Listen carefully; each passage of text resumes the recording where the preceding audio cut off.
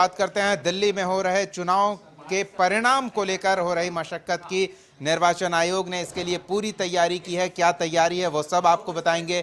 साथ ही जानने का प्रयास होगा कि दिल्ली के चुनाव परिणाम को लेकर जो अलग अलग संस्थाओं ने एग्जिट पोल के आंकड़े जुटाए हैं, अलग अलग संभावना जताई जा रही है कि किसे कितनी सीटें मिल सकती है, किसकी पूर्ण बहुमत की सरकार बन सकती है या नहीं बन सकती है, अभी सत्ता बचाने में आम आदमी पार्टी कामयाब रह सकती है या सत्ता परिवर्तन के संकेत हैं। इन सब विषयों पर बातचीत के लिए दिल्ली का रुख करते हैं। सहयोगी अंकित हमारे साथ जुड़ रहे हैं। सबसे पहले तो अंकित, चुनाव परिणाम को लेकर क्या तैयारी की गई है, क्या प्रोसेसिंग है और निर्वाचन आयोग पर उंगली ना उठे इसको सुनिश्चित किस तरह से किया जा रहा है?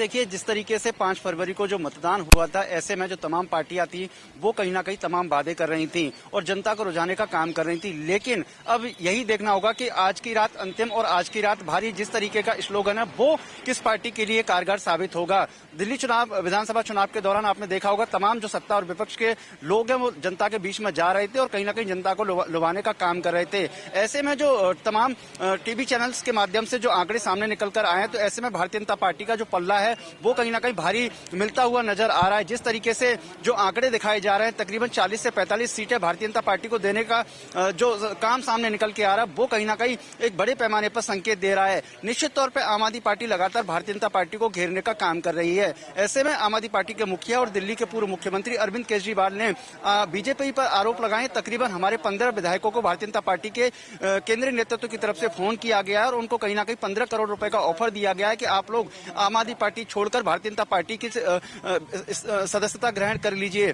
तो ऐसे में जो तमाम जांच एजेंसियां वो भी जिन नंबरों से कॉल किए गए उनसे लगातार जांच करने का काम कर रही हैं। ऐसे में दिल्ली की मुख्यमंत्री आतिशी ने भी तमाम आरोप लगाए हैं। तो निश्चित तौर पर जिस तरीके से 8 फरवरी यानी कि बस कुछ ही घंटे शेष बचे हैं, यानी कि कल जो रुझान आएंगे उसको देखते हुए कहीं ना कहीं सभी पार्टियां वो लगातार कहीं ना कहीं चिंतित हैं और जिस तरीके से जो रुझान सामने निकल कर आएंगे उसको देखने के बाद ही पता चलेगा कि किसका पल्ला भारी मिलता हुआ नजर आ रहा है। लेकिन 8 फरवरी से पहले कहीं ना कहीं आम आदमी पार्टी लगातार भारतीय जनता पार्टी को घेरने का काम कर रही है। ऐसे में कांग्रेस पार्टी के नई दिल्ली से प्रत्याशी संदीप दीक्षित भी कहीं ना कहीं आम आदमी पार्टी को घेरने का काम कर रहे हैं। उन्होंने अरविंद केजरीवाल पर तमाम आरोप खड़े कर दिए हैं कि ऐसे में जो भारतीय जनता पार्टी अगर फोन कर रही है तो उन सभी नंबरों को सार्वजनिक किया जाए, जिसमें से एक नंबर जो सार्वजनिक किया गया था वो रेलवे का नंबर निकला। जब जांच हुई तो कहीं ना कहीं 8 फरवरी यानी कि कुछ घंटे शेष बचे। कल जिस तरीके से रुझान आएंगे, अब देखने वाली बात ये होगी कि किसका पल्ला भारी होगा।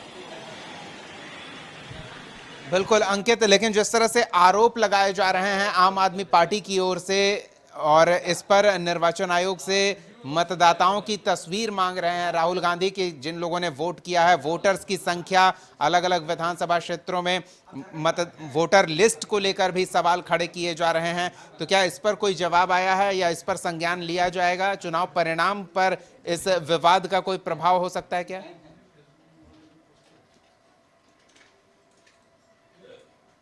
दीपक था होगा कि जिस तरीके से मतदान से पहले आम आदमी पार्टी ने चुनाव आयोग पर जो सवालिया निशान खड़े किए थे कि जो चुनाव आयोग के मुखिया हैं राजीव कुमार, वो कहीं ना कहीं अगले महीने रिटायर होने वाले हैं, तो उनको कहीं ना कहीं बेरोजगारी की हालत का सामना करना पड़ेगा। ऐसे में भारतीय जनता पार्टी को कहीं ना कहीं खुश करने का काम कर रहे हैं। निश्चित तौर पर आम आदमी पार्टी की तरफ से तमाम भारतीय जनता पार्टी के जो प्रत्याशी थे उन पर भी पैसे, कंबल और आदि इत्यादि सामग्री बांटने का काम किया गया था। और आपने देखा होगा कि जिस तरीके से 5 फरवरी को मतदान होने से पहले जो दिल्ली के मुख्यमंत्री आतिशी हैं उनके पीएस को गिरफ्तार किया गया था और एक बड़ी भारी मात्रा में उनसे रकम बरामद की गई थी और इस बात की उन्होंने स्वीकार भी किया था कि मैं दिल्ली के मुख्यमंत्री का पीएस हूं और ये दिल्ली के मुख्यमंत्री की तरफ से जो राशि है वो मुझे दी गई है। तो निश्चित तौर पर चुनाव आयोग लगातार संज्ञान ले रहा है और तमाम जो जांच कमेटियां वो भी काम कर रही हैं। कल 8 फरवरी को देखते हुए इलेक्शन कमीशन ऑफ इंडिया की तरफ से पूरी तरह से कमर कस ली गई है और दिल्ली पुलिस की तरफ से भी कहीं ना कहीं किसी प्रकार की काउंटिंग के समय कोई अव्यवस्था या फिर कोई गड़बड़ी न हो पाए उसको देखते हुए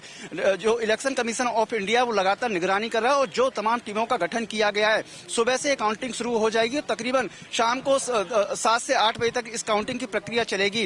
निश्चित तौर पर इलेक्शन कमीशन ऑफ इंडिया किसी प्रकार की कोई कमी बाकी ना रह पाए, किसी प्रकार का कोई विरोध पार्टी ना कर पाए, उसको देखते हुए सभी तैयारियां पूर्ण कर ली गई हैं। दिल्ली पुलिस की तरफ से भी तमाम जो टीमों का गठन किया है, जगह जगह गाड़ियों की, वाहनों की चेकिंग जो की जा रही है कि जो यातायात का मार्ग है उसको किसी प्रकार का अवरोध उत्पन्न ना हो पाए, जो भी यात्री है सुरक्षित एवं सेफ निकले, उसको देखते हुए तमाम जो गाड़ियां निकल रही हैं उनकी जांचें की जा रही हैं, चेकिंग की जा रही है, उनसे पूछा जा रहा है कि आप लोग कहां से कहां जाएंगे। तो निश्चित तौर पे इलेक्शन कमीशन ऑफ इंडिया एक एक चीज पर निगाह बनाए हुए, जो तमाम टीमों का गठन किया गया है वो भी लगातार एक एक चीज पर अपना काम कर रही है। अब देखने वाली बात यह होगी कि कल जिस तरीके से काउंटिंग होगी उसके बाद में कौन सी पार्टी का कितना पल्ला भारी बैठेगा। चलिए अंकित, नजर बनाए रखें, तैयारियां जोर शोर से की गई है, तैयारियां मुकम्मल कर ली गई है ये सुनिश्चित करने के लिए कि बिना किसी विवाद के परिणाम सामने लाए जा सके, काउंटिंग की प्रक्रिया को पूरी कराई जाए। बहुत बहुत धन्यवाद अंकित इन तमाम अपडेट्स के लिए।